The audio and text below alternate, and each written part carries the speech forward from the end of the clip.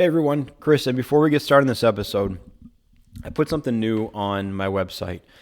It's a buy me a coffee button. I've been going back and forth with this idea for about 2 or 3 months now because it feels weird, right? It feels weird that I started this podcast just as not something to do, but as a piece of content to put out, as kind of a commercial for the company, but to be able to do stuff and talk and interview people and something I enjoy doing. And I put out for free, obviously. There's no subscription. There's no Patreon. There's nothing like that.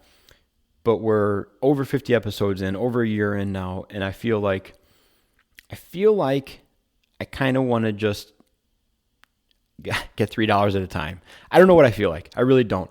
But I feel like at some point I have to start going towards monetizing this thing. I don't know if this is the right time to do it or the right way to do it, but it seems like the easiest way to do it. It's a little button on the website next to the most recent episode. I think on the all episodes page as well, it just says buy me a coffee. That's just a word to donate $3. It can, it's not, I'm probably buying coffee with it, but essentially it's just a $3 donation to the show. So if you dig it, if you like what I'm doing, if you want to hear more of it, buy me a coffee. But listen, also too, this is always gonna be free. It'll never not be free. This is just a way for you to give me a little stick tap, a little, nod of the cap that you like what you're hearing, you like what I'm doing. If you don't feel like donating, don't donate. Obviously, don't just donate because there's a button there. But if you like it, buy me a coffee. All right, let's get to the episode. Welcome to Tailboard Talk, a fourth shift fitcast.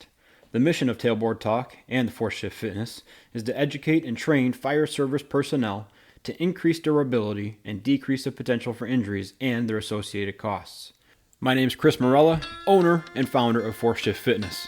I'll use my experience as a personal trainer, strength coach, and 15-year veteran of the fire service to deliver tips, tricks, lessons, and information specifically geared towards the health and wellness of firefighters and paramedics. Each episode, you'll leave with immediate deliverables that will improve performance and resilience and keep you in the fight through your career and into retirement. Let's get into it.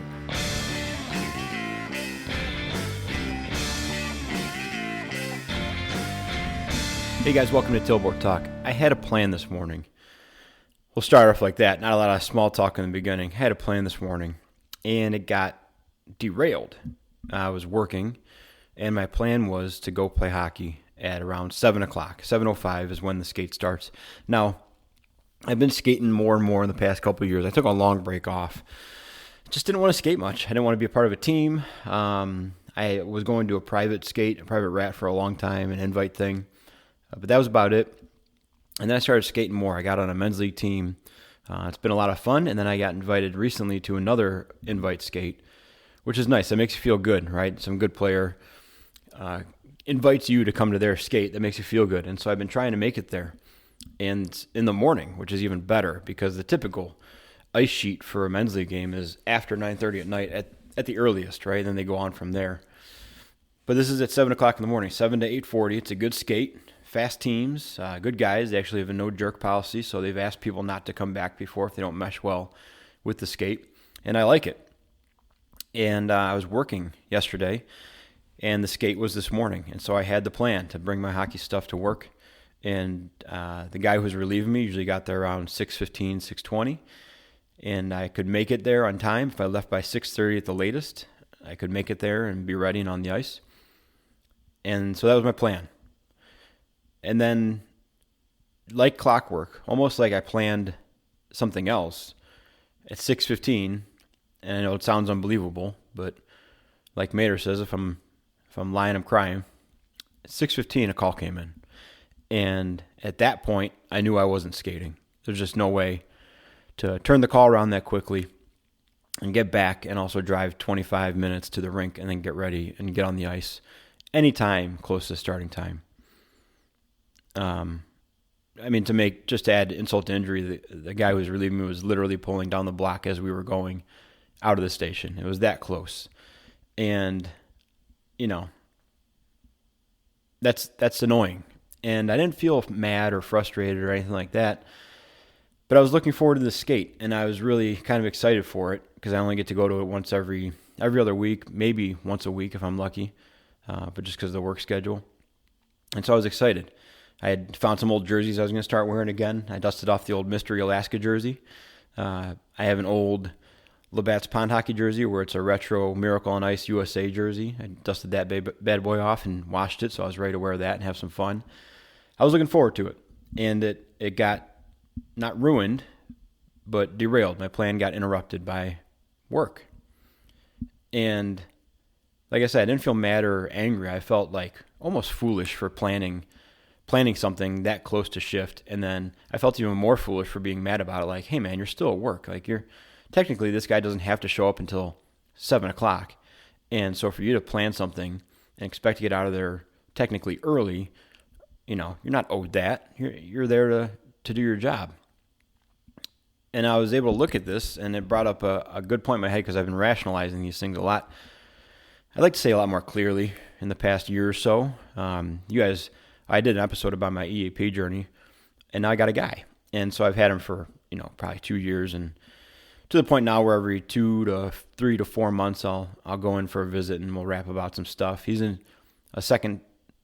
got 2 kids as well, roughly the same age as my kids, so we have a lot of kind of stories to trade back and forth, and he offers some good insight the way he kind of mitigates these disasters. But he gave me something probably about a year ago that really helped me look at these situations more clearly, because before it's really easy, and I mean let's not pretend like if you catch a late call and you got something to do, it doesn't irk you from time to time, right? Even if that's something to do, is just go home because you've had a long shift. If you've been in the fire service for longer than a cup of coffee, you've been in this situation before. And if you haven't, it's coming, where you got something to do. You got to get the kids to school. You got to get home for something, right? You got to go on a trip. Your flight's leaving soon. Something's going to be important the morning after shift, and you're going to catch a late call, and it's going to jack up your plans. And it's common and understandable to be angry at those times. Like, God, can this just work out? Like, what? Why? And just get mad, right? At the call, the situation, whatever. But I got this tool from this guy, and maybe it's a pretty common thing for people to know about, and I just never knew about it. But it's helped me out. And the idea of this whole thing is the ideal versus the real, right?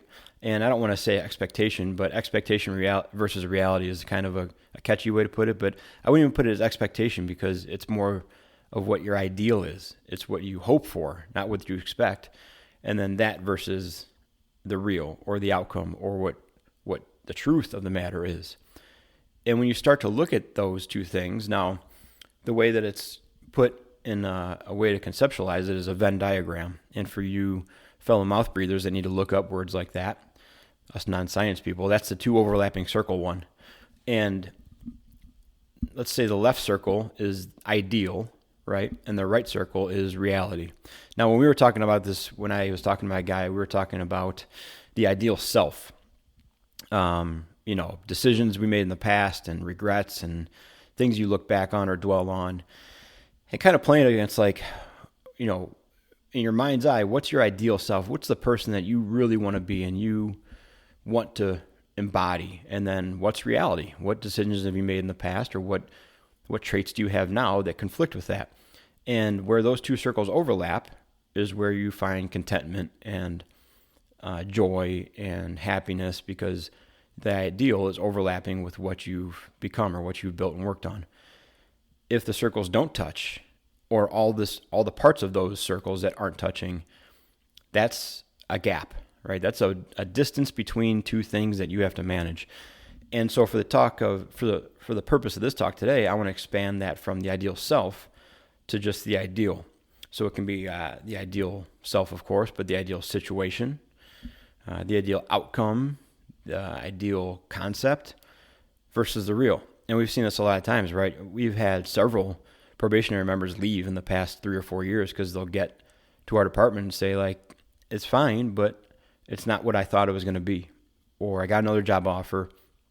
I thought I was going to like working here, but it's not my ideal. It doesn't match up. And there's a gap in there that I just don't want to manage. I don't want to deal with or try to span and bring these 2 circles closer together between what I thought this department was going to be, or my situation, or the job in general, or my role, what I thought that was going to be versus what it is, is just too far apart. There's not enough overlap there, and I don't want to deal with it.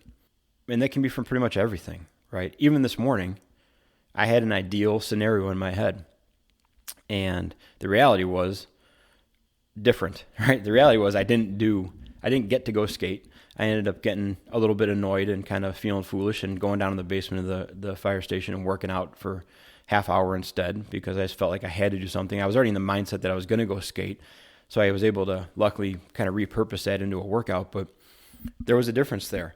And the more space between those two things, between what you're hoping, what your ideal whatever is and what reality is the more you'll have to manage. The wider those things are apart, the more frustration or anger or hand-wringing or justifying or dwelling is going to be there. The closer they are, if they're touching, you don't have to concern yourself with those things because that's best case scenario. So that's usually filled with happiness, not consternation, right? Now, I'm also going to bring in a quote from one of my good friends. I don't know where he got it, but he uses it frequently. And that's that nature abhors a vacuum. Nature hates a vacuum, right? And if given the opportunity, nature will readily fill that void or that vacuum with negative. So it's kind of like hemoglobin, if you want to nerd it up a little bit. It would be fine accepting oxygen into it, but if carbon monoxide comes along, it's snatching that stuff up, right? It binds to it more rapidly. And that's the same thing with voids and vacuums and negativity or negative, right? So if you have that void in between the two circles, if you have that vacuum in there of dead space, it's only natural and it's only nature that it's most readily filled with negative. And it can be.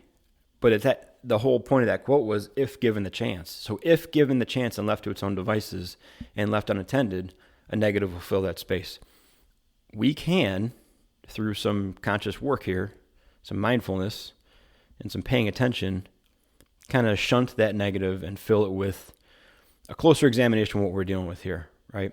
So you could look at my plans this morning and argue it from both sides. Ideally, yeah, I'd be out of there at 6 o'clock in the morning, and I'd be on my way there. I'd get to the rink early. I'd have a great skate. All the right guys would show up. It'd be fun. And then I'd get home in time to take Nathan to swim lessons.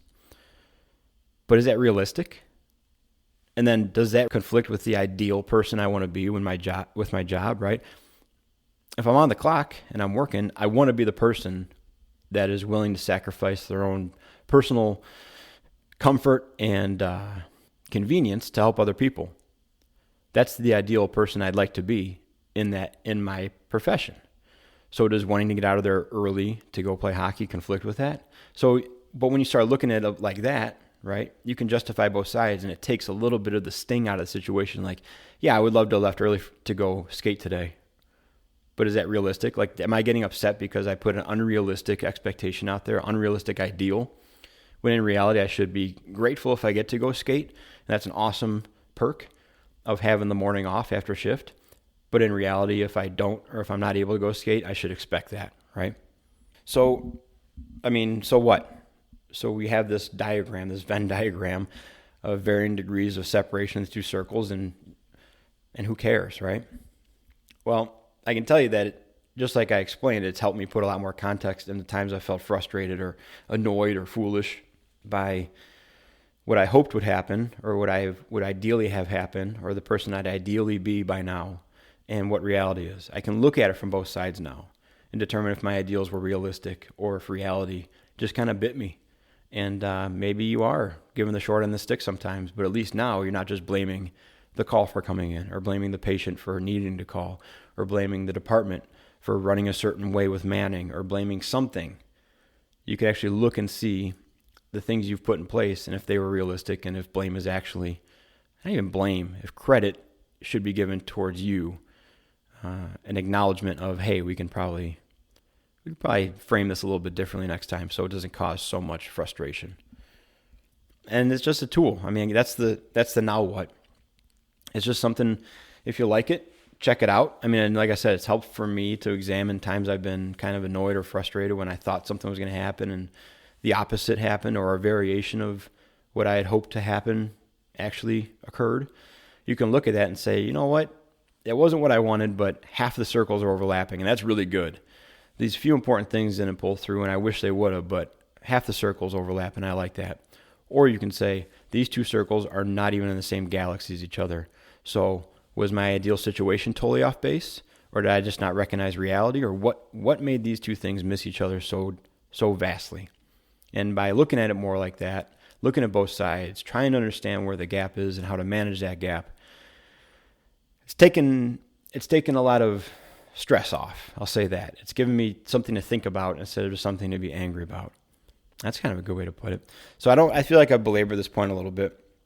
I hope that was useful for you. If you're in the psychology or psychiatry field and I took that idea and just destroyed it in the most terrible way, I'm sorry, but that's how it works for me. Maybe it'll help someone else out there. Like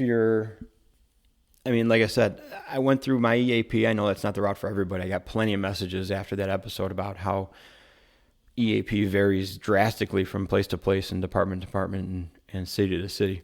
I get it. But the end result is me getting in touch with someone who I can bounce these ideas off of, and who can give me these tools to kind of manage this stuff and work through it instead of just letting everything snowball. So if it sounds like something, even if you hate the way I described it and you think I'm an idiot, I get it.